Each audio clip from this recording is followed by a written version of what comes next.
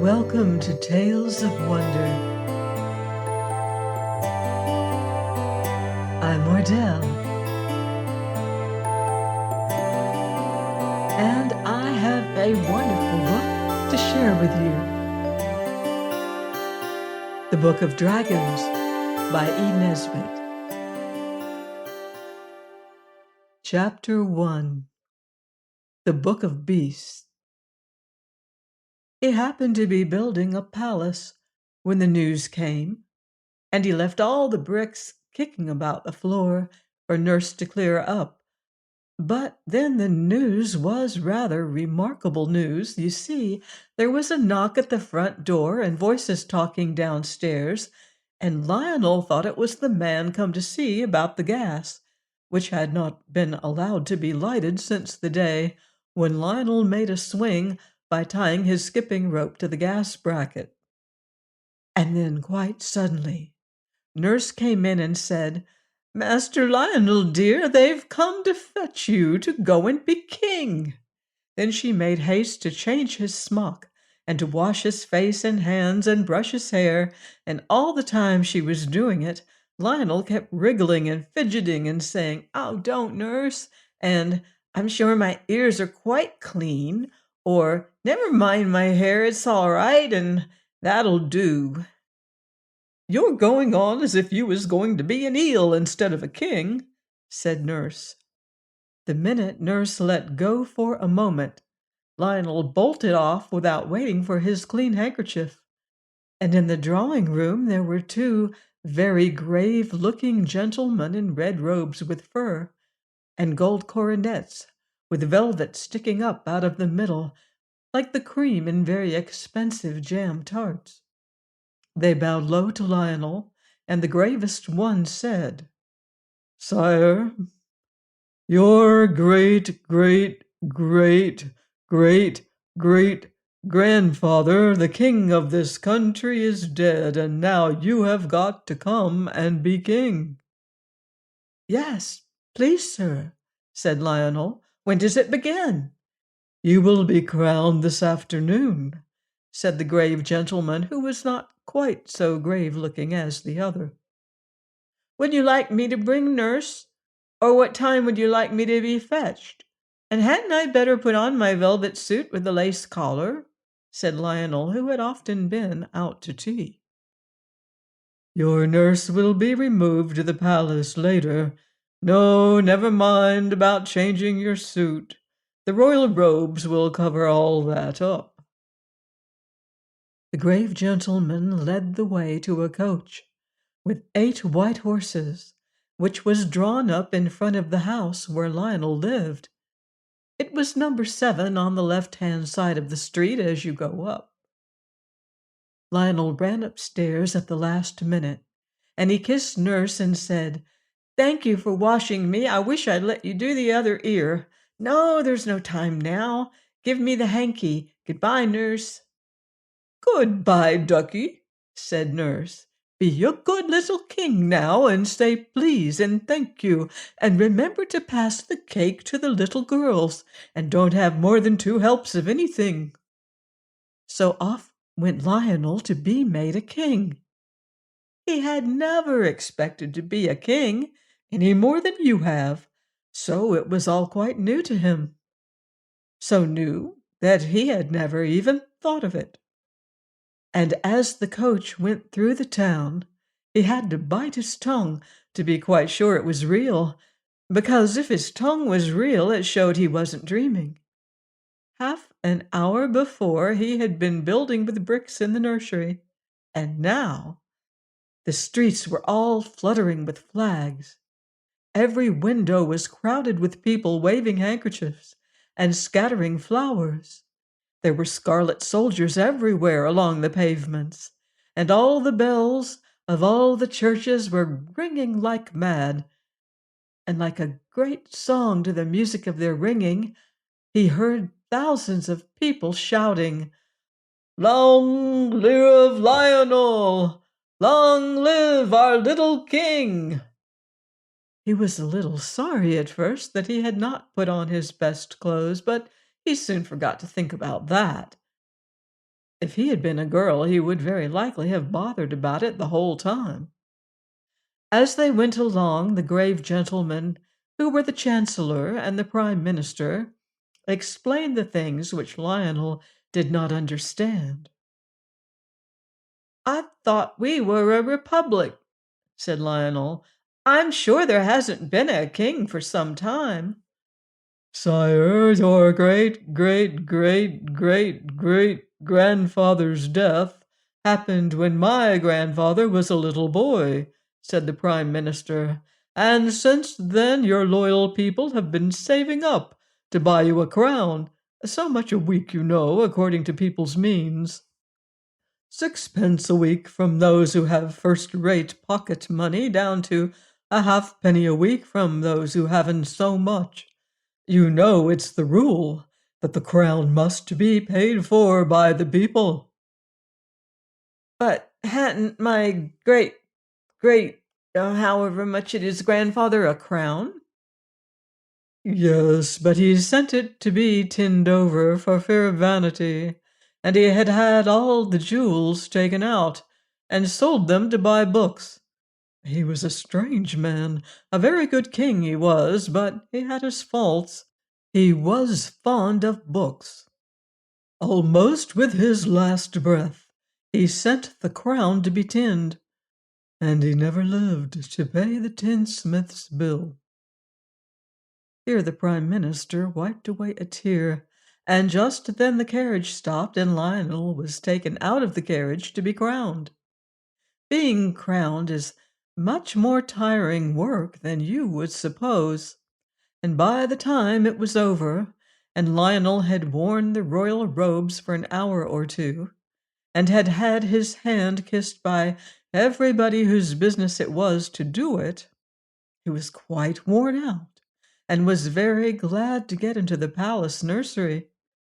Nurse was there, and tea was ready, seedy cake and plummy cake, and jam and hot buttered toast, and the prettiest china with red and gold and blue flowers on it, and real tea, and as many cups of it as you liked.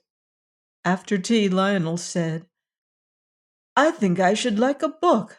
Will you get me one, nurse?" "Bless the child," said nurse. "You don't suppose you've lost the use of your legs with just being a king? Run along, do, and get your books yourself." So Lionel went down into the library. The Prime Minister and the Chancellor were there, and when Lionel came in, they bowed very low, and were beginning to ask Lionel most politely what on earth he was coming bothering for now, when Lionel cried out, "Oh, what a worldful of books! Are they yours?" "They are yours, your Majesty," answered the Chancellor.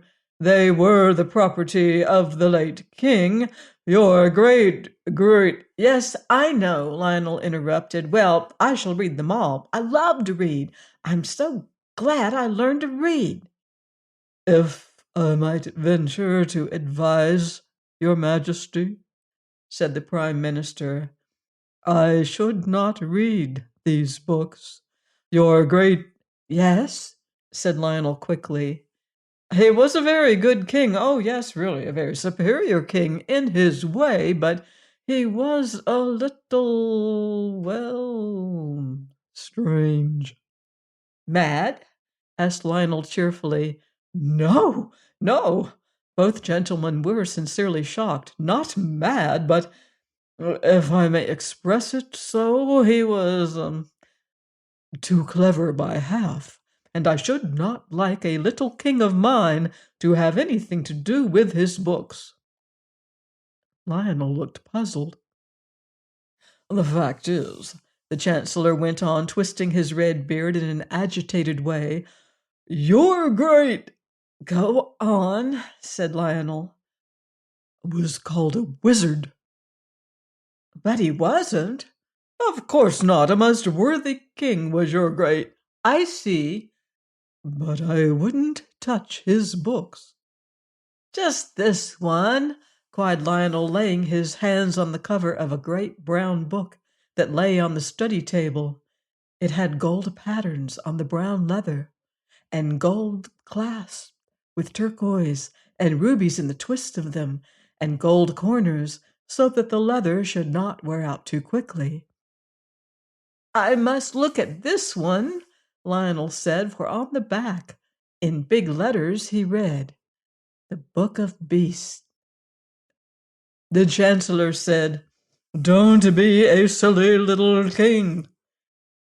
But Lionel had got the gold clasp undone, and he opened the first page, and there was a beautiful butterfly, all red and brown and yellow and blue, so beautifully painted that it looked as if it were alive.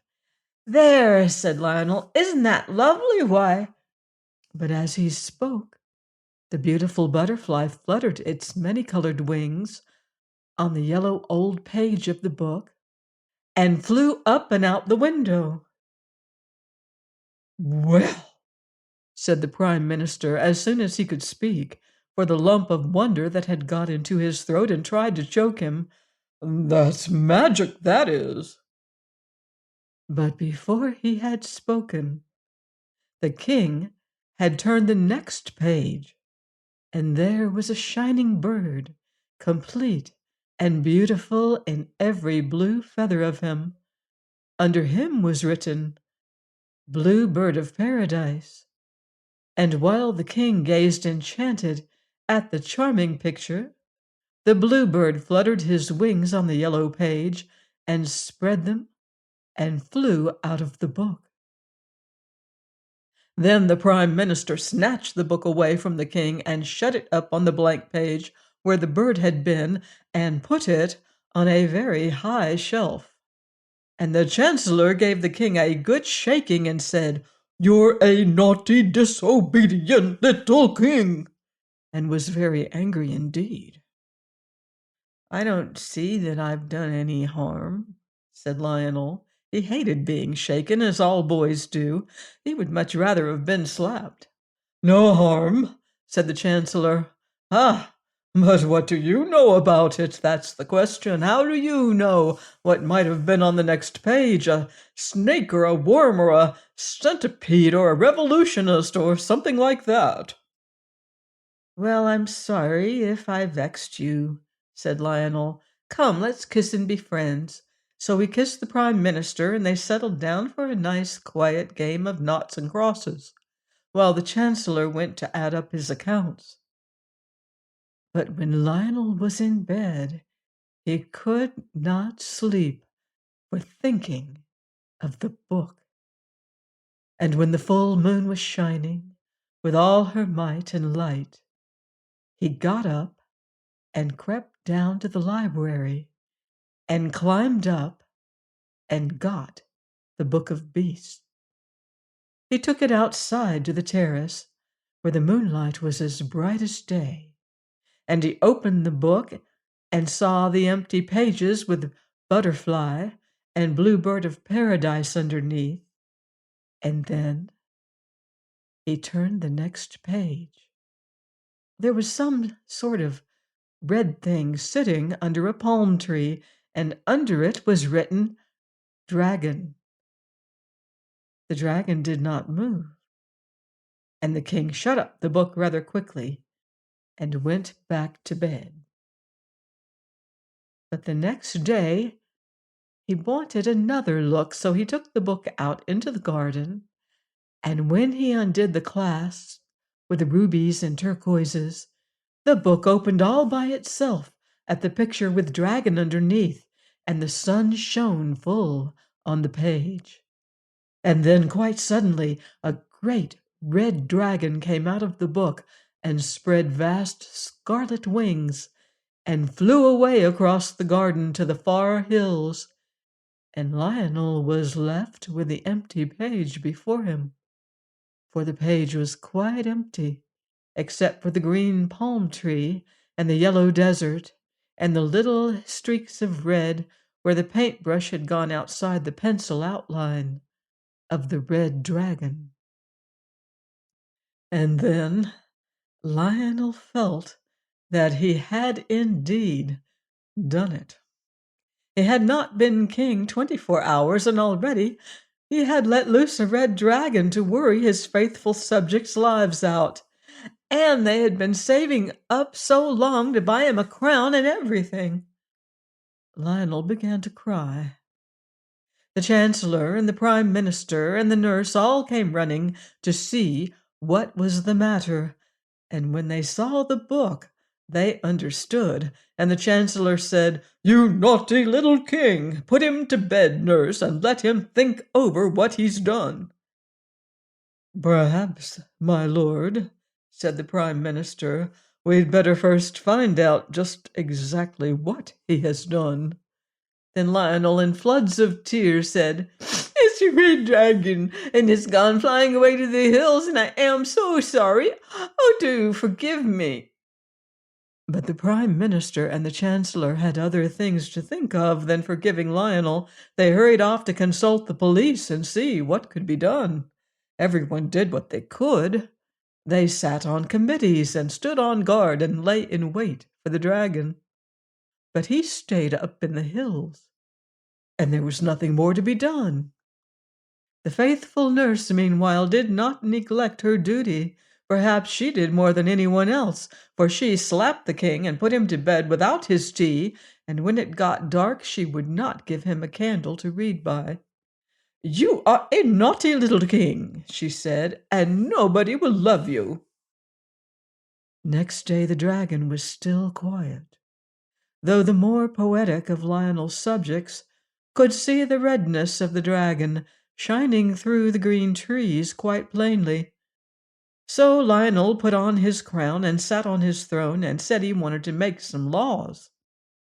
And I need hardly say that though the prime minister and the chancellor and the nurse might have had the very poorest opinion of Lionel's private judgment and might even slap him and send him to bed, the minute he got on his throne and set his crown on his head, he became infallible, which means that everything he said was right and that he couldn't possibly make a mistake. So when he said, "There is to be a law forbidding people to open books in schools or elsewhere," he had the support of at least half of his subjects, and the other half, the grown-up half, pretended to think he was quite right. Then he made a law that everyone should always have enough to eat. And this pleased everyone, except the ones who had always had too much. And when several other nice new laws were made and written down, he went home and made mud houses and was very happy. And he said to his nurse, "People will love me now. I've made such a lot of pretty new laws for them." But nurse said, "Don't count your chickens, my dear. You haven't seen the last of that dragon yet." Now the next day was Saturday, and in the afternoon the dragon suddenly swooped down upon the common in all his hideous redness and carried off the soccer players, umpires, goal posts, ball and all. Then the people were very angry indeed, and they said, "We might as well be a republic, after saving up all these years to get his crown and everything." And wise people shook their heads and foretold a decline in the national love of sport. And indeed, soccer was not at all popular for some time afterward. Lionel did his best to be a good king during the week, and the people were beginning to forgive him for letting the dragon out of the book. After all, they said, soccer is a dangerous game, and perhaps it is wise to discourage it. Popular opinion held that the soccer players, being tough and hard, had disagreed with the dragon so much that he had gone away to some place where they only play cat's cradle and games that do not make you hard and tough. All the same, the Parliament met on the Saturday afternoon, a convenient time, for most of the members would be free to attend, to consider the dragon. But unfortunately, the dragon, who had only been asleep, woke up because it was Saturday, and he considered the Parliament, and afterwards there were not any members left.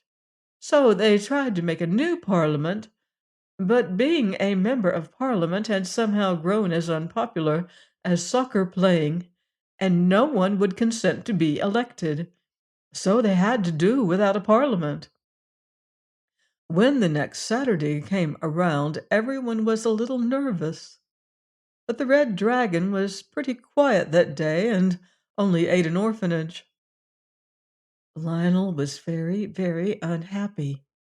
He felt that it was his disobedience that had brought this trouble on the Parliament and the orphanage and the soccer players, and he felt that it was his duty to try and do something. The question was, what? The bluebird that had come out of the book used to sing very nicely in the palace rose garden, and the butterfly was very tame and would perch on his shoulder when he walked among the tall lilies. So Lionel saw that all the creatures in the book of beasts could not be wicked like the dragon, and thought, suppose I could get another beast out who would fight the dragon. So he took the book of beasts out into the rose garden and opened the page next to the one where the dragon had been, just a tiny bit to see what the name was. He could only see Cora, but he felt the middle of the page swelling up thick with a creature that was trying to come out. And it was only by putting the book down and sitting on it suddenly very hard that he managed to get it shut. Then he fastened the clasp with the rubies and turquoises in them, and sent for the chancellor, who had been ill since Saturday, and so had not been eaten with the rest of the Parliament, and he said, "What animal ends in Cora?" The chancellor answered, "The manticora, of course." "What is he like?" asked the king. "He is the sworn foe of dragons," said the chancellor. "He drinks their blood. He is yellow, with the body of a lion and the face of a man.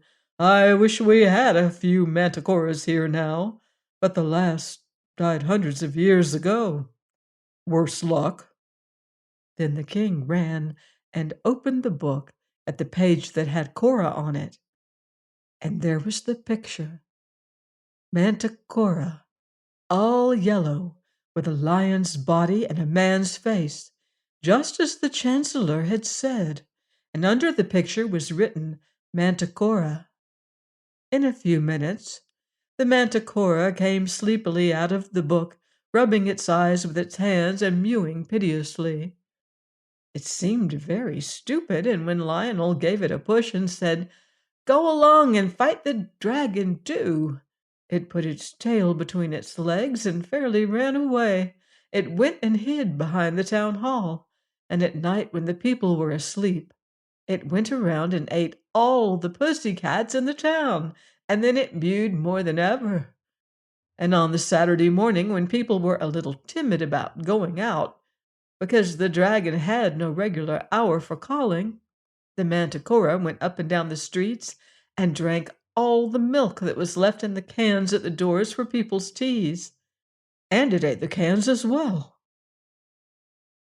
And just when it had finished, the very last little halfpenny worth, which was short measure, because the milkman's nerves were quite upset, the red dragon came down the street, looking for the manticora.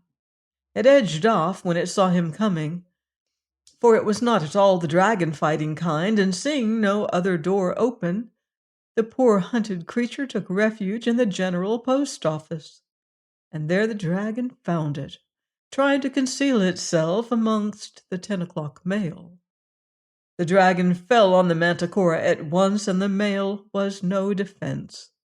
The mewings were heard all over the town.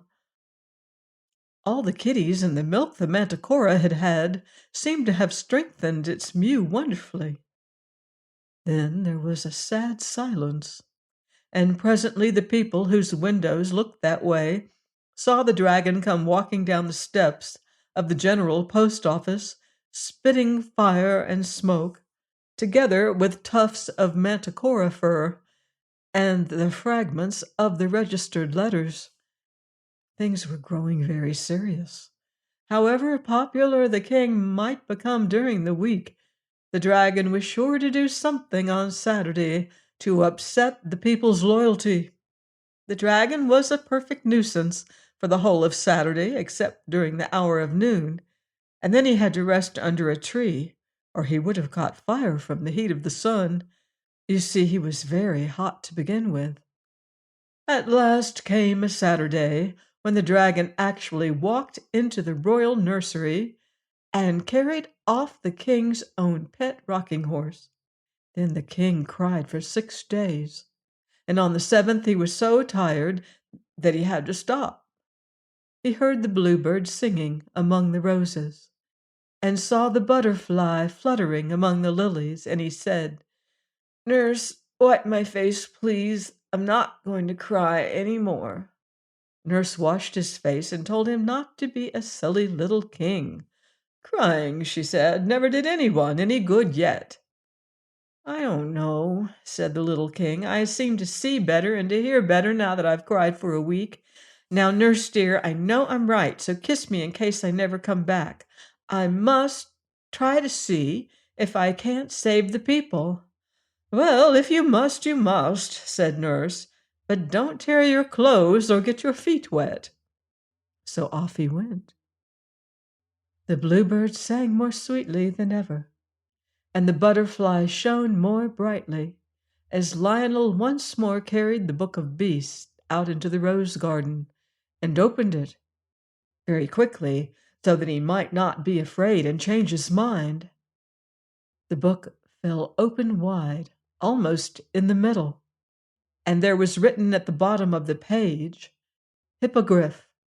And before Lionel had time to see what the picture was, there was a fluttering of great wings and a stamping of hoofs, and a sweet, soft, friendly neighing, and there came out of the book a beautiful white horse with a long, long white mane, and a long, long white tail, and he had great wings like swan's wings, and the softest, kindest eyes in the world, and he stood there among the roses.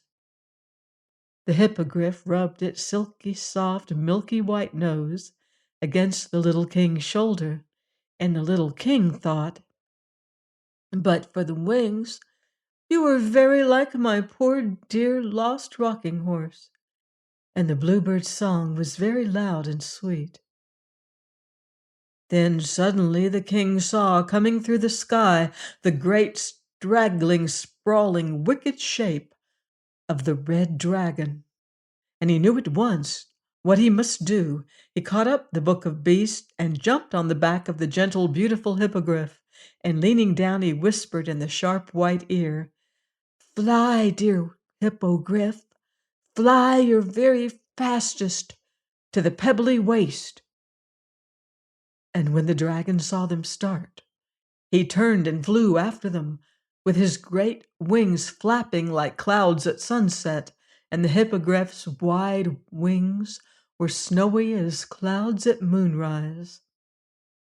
When the people in the town saw the dragon fly off after the hippogriff and the king, they all came out of their houses to look, and when they saw the two disappear, they made up their minds to the worst, and began to think what they would wear for court mourning. But the dragon could not catch the hippogriff. The red wings were bigger than the white ones, but they were not so strong, and so the white-winged horse flew away and away and away, with the dragon pursuing, till he reached the very middle of the pebbly waste. Now, the pebbly waste is just like the parts of the seaside where there's no sand, all round loose shifting stones, and there is no grass there and no tree within 100 miles of it. Lionel jumped off the white horse's back in the very middle of the pebbly waste, and he hurriedly unclasped the Book of Beasts and laid it open on the pebbles. Then he clattered among the pebbles in his haste to get back onto his white horse, and had just jumped on when up came the dragon. He was flying very feebly and looking around everywhere for a tree, for it was just on the stroke of 12. The sun was shining like a gold guinea in the blue sky, and there was not a tree for 100 miles. The white-winged horse flew around and around the dragon as he writhed on the dry pebbles. He was getting very hot. Indeed, parts of him even had begun to smoke. He knew that he must certainly catch fire in another minute, unless he could get under a tree.